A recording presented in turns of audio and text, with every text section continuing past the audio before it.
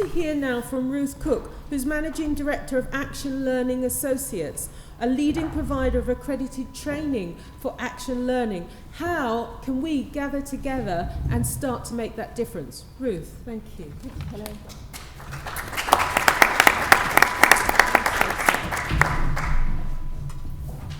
I see action learning as a powerful force for change. At one level, it's a form of professional development. It's often used with leaders for skills development, to give them a reflective space. But at a wider level, it can be used when you want to equip a group, an individual, an organisation to make change happen. So it's a way of creating alternative networks that are powerful, that can be subversive, that can have a radical agenda for action. How many people in the room have been in an action learning set? Great, okay, and a few faces I recognise, which is nice. And how many people have talked to somebody else who's been in an action learning set? Okay, or commissioned action learning? Okay, great. So, I know you've been very quiet, very passive so far. What is action learning? Anyone tell me what the essence of action learning is from your experience or from what you've heard? Yep. For me, is a process of deep thinking without an action as an outcome. Brilliant, thank you. Anything you want to add to that? What does the technique involve?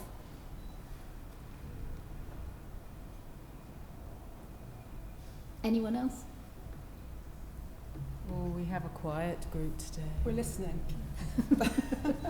Yeah. A number of years ago, because it was like-minded people who were going to take action as a result, almost like it's clear that when they met, they were going to lead with an action and then supported by the group to take that action and then met again, having done the action, reflecting on it and then taking other actions. It was very active and proactive. Brilliant, yes, thank you. So it always involves a small group of people who meet over a period of time. Their learning relates to action. There's not necessarily any action that takes place in the room, but they're going to go away and do something with what they've talked about. And the process is a process of asking questions that provoke and challenge and make you think about things afresh. So it's not a superficial exchange of ideas, a superficial analysis. It's, okay, what are we doing that's working? What are we doing that's not working? What do you want to do differently? What change do you want to achieve? What's stopping you? And what are you going to do? So people go away with their action steps. I just want to give you a flavour of action learning as we practice it in different sectors and around the globe. So I think in the past, action learning was often thought of as an individual development tool. I mean, in the years that I've had the company, which is 15 years almost now, action learning has become quite respectable. 15 years ago, people had never heard of it and they thought of it as very wacky and out there. It's now CIPD approved and, everybody thinks it's a good thing, and we're getting lots of work in the corporate sector, which is great for cross-subsidising other things, but it's a very legitimate management development activity. So I quite often bring together cross-sector sets where people have got their worlds of work have nothing in common with each other. So, and they don't mind me mentioning their names. For example, I've got a set that's been meeting for more than a decade, almost as long as the company, that includes Kate Allen, who runs Amnesty International UK, Stuart Wallace, who was International Director of Oxfam and now runs New Economics Foundation, David Babbs, who runs 38 Degrees, somebody who runs a funding organisation, someone who's out there in the world of health. Now, they're all coming together, and what they say is, this is thinking space that I can't get anywhere else. They're all incredibly busy people, as you can imagine. They're all, change the world type people, but what they get from action learning is very different from what they would get from their board, from a peer, I'd even say from an individual coach. So that's an individual example. As an organisational example, we worked for a long time in Cancer Research UK. I don't know if there are people who remember that there used to be two big cancer charities in this country, and they merged. And for years afterwards, people would tell you which one they came from. And the networks in the organisation were all about the two old organisations. And Cancer Research UK used action learning to create new networks, to get people to really connect with each other across those old organisational divides. Another example is that we're working with Heineken, who've got 7,000 first-line managers across the world who are using action learning as part of a management development programme. And Heineken are very good at evaluating it, and what they say is we've incorporated action learning into their first-line manager development programme, and they say this is the most effective part of the programme. Our first-line managers are telling us that this is the place where they learn how do other managers tackle this, how do you deal with teams that aren't functioning well, and they've measured it in terms of increased productivity and can say that action learning works in Heineken. Let me give you some examples at a sector-wide level. So at a grassroots level, Oxfam commissioned us to do some work with young women leaders in the Middle East. So this was in Lebanon, and it was working with Palestinian and Lebanese young women. And what Oxfam had discovered was that there were very effective networks of established organisations working with women.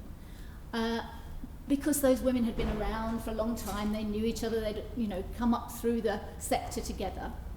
But the young women didn't have a network, a way of exchanging with each other. And actually the young women weren't easily being absorbed into the older women's network because they were a bit of a threat to those who were kind of running the women's organisations in that world.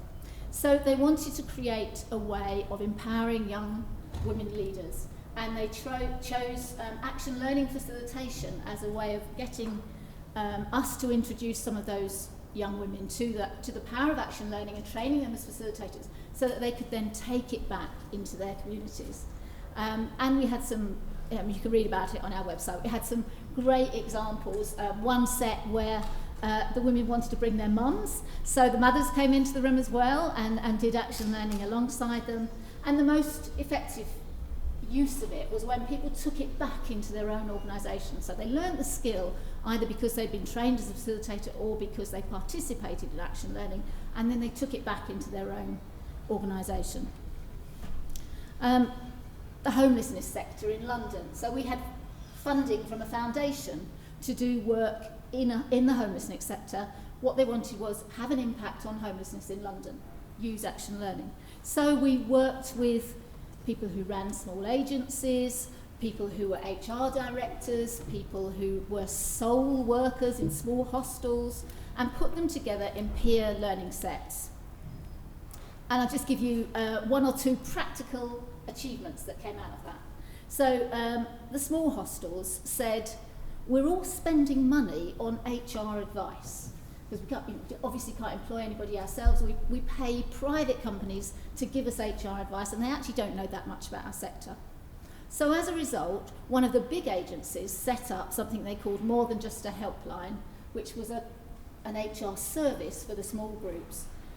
So the profits went back into the sector, and there was a better level of service, better quality service.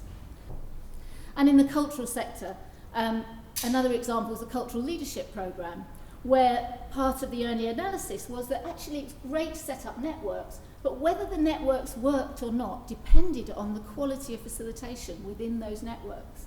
And so CLP invested in leadership facilitation skills and used action learning methodology for that. One more example. So I'm doing some work with UN Habitat at the moment, and something called the Global Land Tools Network. So they're developing tools around land security and tenure, tools that work in today's world. So, for example, in Africa, they've got the colonial inheritance of land registration systems that are completely meaningless in the environment of a slum and urban expansion. No relevance at all. So they're trying to develop new tools, new systems, new ways of registering land rights in that context.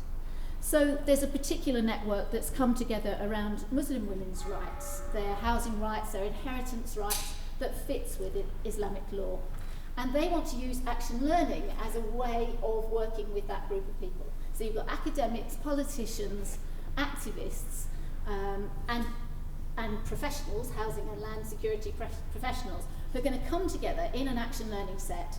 We're meeting for the first time in Cairo later this month. So that's an interesting and new use of action learning. Sorry, Ruth. Okay, 2 more minutes, is that allowed? All right. So what's needed to bring about change? That was the question that was posed. A clear vision of the change that needs to happen. Individuals working together, supporting each other, challenging each other, and a commitment to action. So action learning works best when people are tackling what Grint called wicked problems. And as Beverly has described, in this context, they certainly are wicked problems. High degrees of complexity, an environment of huge change, no simple answers. People have been talking about the challenge of creating diversity in the music sector for years. It certainly meets the criteria of being a wicked problem, and the Advanced Network is approaching this differently. So I'm very pleased and excited that action learning can be a part of it. Action learning is not a talking shop. It goes beyond analysis. Its power is that it's linked to action. And I think it fits exactly with what Saria described. It's a space for curiosity.